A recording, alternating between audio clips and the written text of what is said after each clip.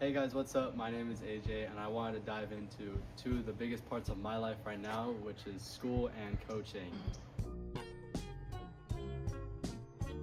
Today I'm going to teach you guys how to catch a soccer ball my correct way. And also the point is that there is no true correct way to do this, to do anything in life, so yeah.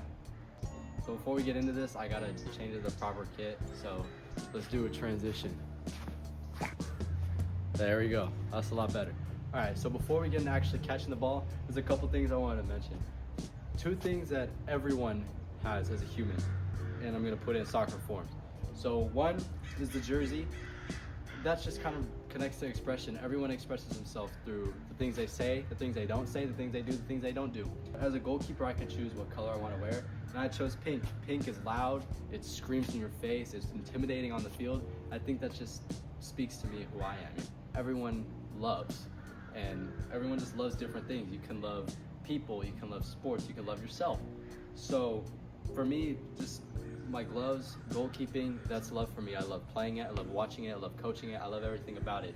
It's such a big part of who I am, and I think this really resembles what I love to do.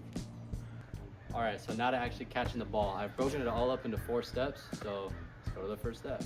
So the first step, which is so big, is your base, your foundation, your legs.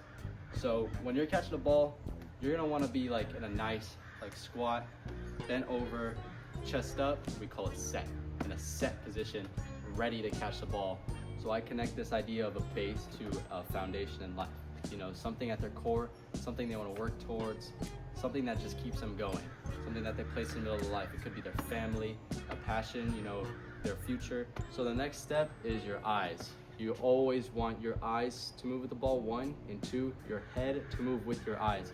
Everywhere this ball goes, my eyes and my head move with it.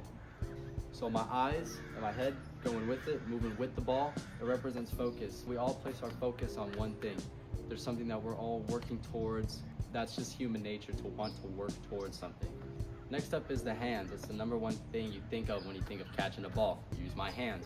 So your hands, you gotta be really, we call it soft hands, really flexible with your hands, okay?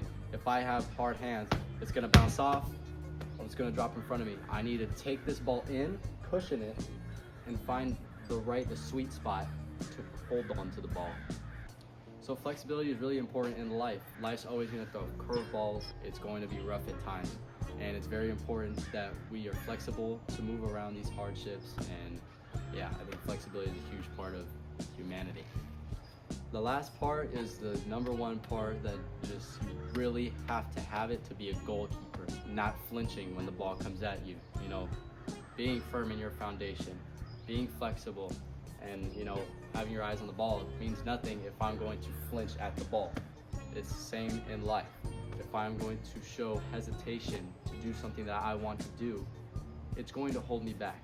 And it's a big part in life to just go hard at everything you want to do in life. If you're really passionate, it will be nature to do that. That's something I've discovered within myself. I'm not the hardest working person, but ever since I got into coaching, I found myself going above and beyond, not because I had to, but because I wanted to. And it taught me a lot about drive and how about it's not just a quality that you have or don't have.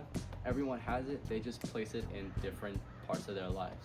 So I think in terms of creating a meaningful life, it's a combination of all the things you just spoke about. And one thing I learned is that everyone does life differently. Like I said before, I learned a lot in the books we've read, because they're very different stories and very different outcomes, but you see people that place all those aspects in different areas of their life because of their different upbringings and because of their different life stories and backgrounds and whatnot.